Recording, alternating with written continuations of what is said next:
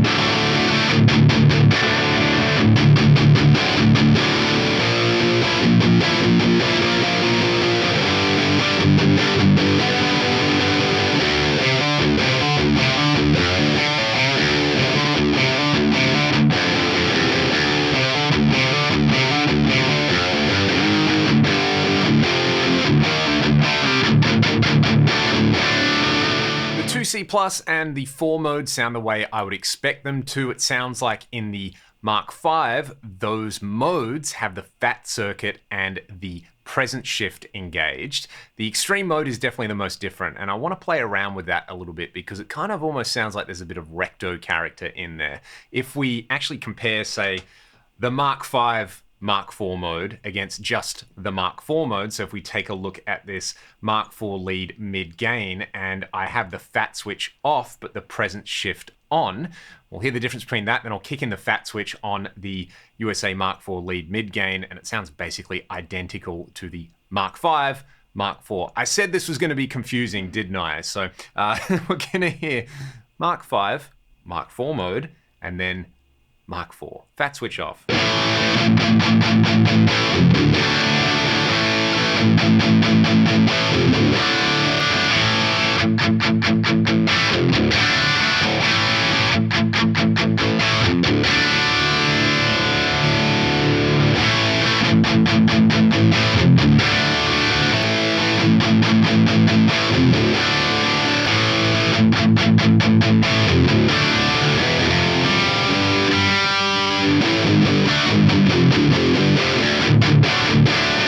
I should have mentioned as well, I did turn on the bright switch with this mode here, and I changed the bright cap value to line up with the bright cap value in the Mark 5 red Mark 4 mode.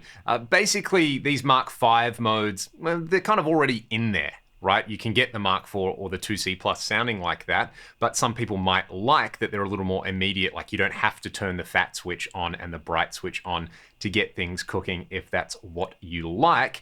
My personal preference with these, if you've heard any of my videos, is I like the Mark 4 lead mid-gain with the presence shift off and the presence quite low on here. Going side by side with them, this can sound a little bit dull, but I've dialed this one in to work really well at loud concert volumes, so I'll just let you hear it anyway.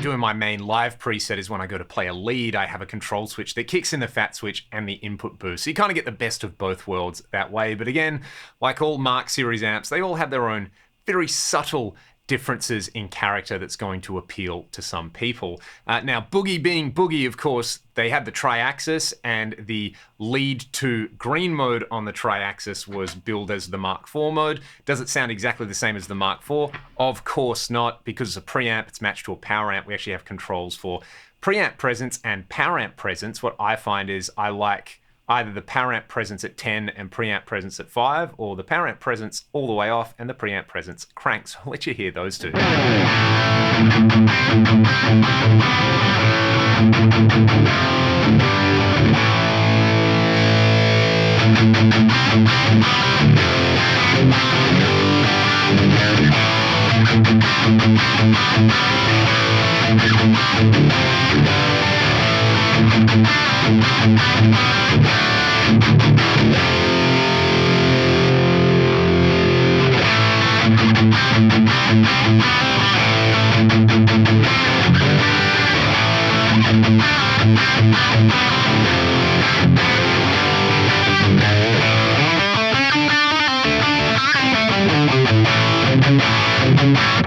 Having the preamp presence cranked and the power amp presence down sounds a little bit more like that preferred Mark 4 setting for me. Having the power amp presence cranked and the preamp presence at noon sort of sounds more like those Mark 5 modes where the presence shift is on by default. Of course, the Triaxis was a preamp and it didn't have the presence shift feature of the other boogies. The other thing that's interesting, of course, is the JPIIC Plus. I've got the red shred mode on here. Now, I'm fairly certain the presence shift on the JPIIC Plus is the other way around than a Mark 4, because of course it is.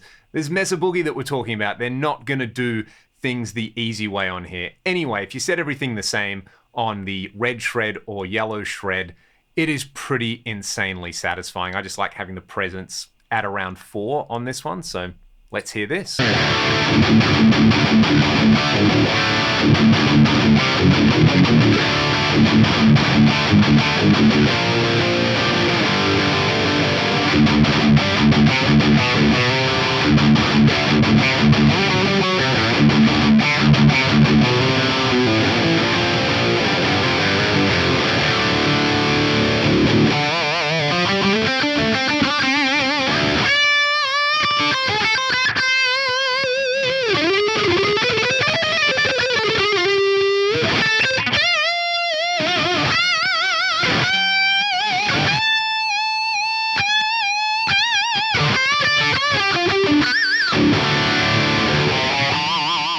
Very, very nice stuff indeed. Let's go to the red extreme mode, because I think this is the mode that truly gives us something different in the Mark ecosystem over here. Got a little bit of that kind of recto texture in there. So what I've been finding is turning the master volume down below 3, turning the level up to compensate, and cranking the presence up is pretty satisfying if you want to kind of like recto flavored Mark series thing. So a little less thrash or dream theater and a little more nu metal.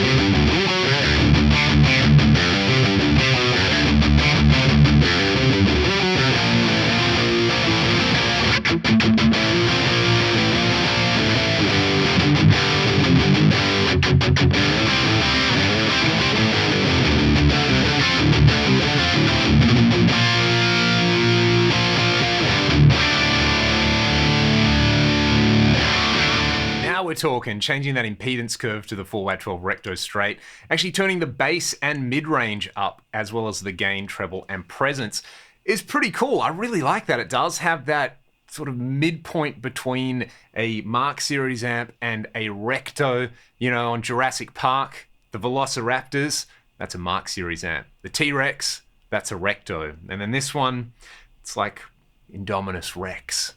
It's pretty awesome. I really, really like that on there. So even though we spent a whole video kind of going through all the minutiae between different Mark series amps, I feel like this is the one that gives you something truly different on there. I should mention as well, I did a video yesterday with the TC1210, which I know people are going to be asking about. So I'll swap over to my main kind of greasy Mark series thing, I think on scene 6. And like I said earlier, engaging the input boost and the fat switch. Then what I'll do is I will kick in these 1210 settings. Massive shout out to my buddy Nicholas, who measured, I think, the 1210 plugin and put up some blocks. So this is his block in here. I've just tweaked it a little bit because I've got the hardware 1210. I spent about 30, 40 minutes yesterday going back and forth. Just some slight EQ tweaks in here, and I did tweak the depth, but it's pretty much there. You chuck on a nice big 2290 delay on there, and then you kick in this 1210, and you have a pretty darn good time.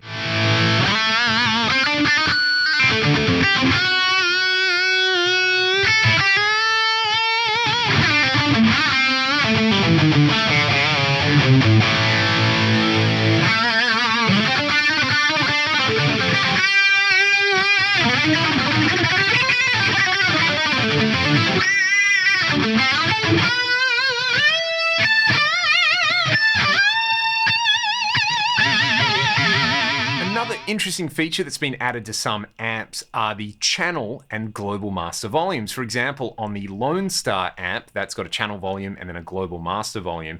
And balancing these out will give you different results. I generally like the global master a little bit lower and the channel master a bit higher, but you can try either way on there. This, I always forget how sweet this particular amp sounds. So I'll let you hear it at these settings, just turning the bass down, the mids and treble up on there. Channel master volumes close to 7, global master volumes 3.5. Let's check it out.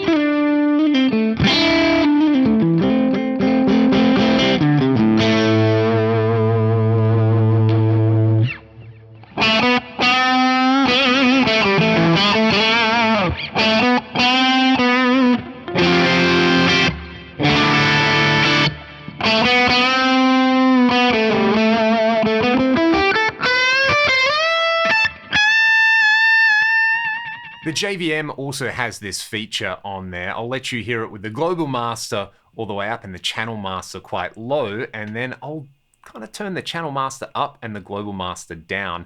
It does sound different, and I will normalize the volume between these two clips.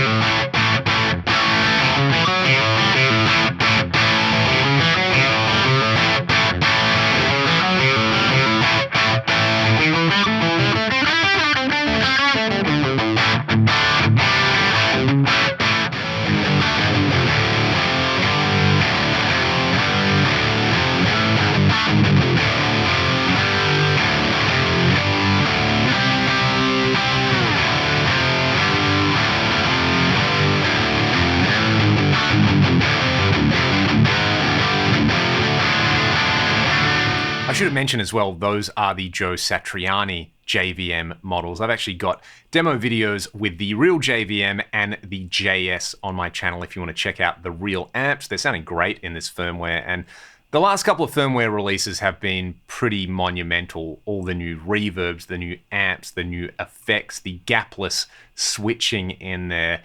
It's stunning. It's such a great time to be playing guitar in general, but particularly if you've got an Axe-Fx, and I really hope we see these improvements and additions come to the FM9 and the FM3 very, very soon. Otherwise, I'll say thanks so much for watching. If you want to support what I'm doing directly, links to the music I make with Ragdoll and my Patreon are in the video description. You can also grab presets and tone packs and all those kind of things on the Patreon, as well as exclusive video lessons, some tab, and I run through some Ragdoll songs if you're interested in that kind of thing. Otherwise, have a fantastic holiday season wherever you are in the world, and I'll see you next time.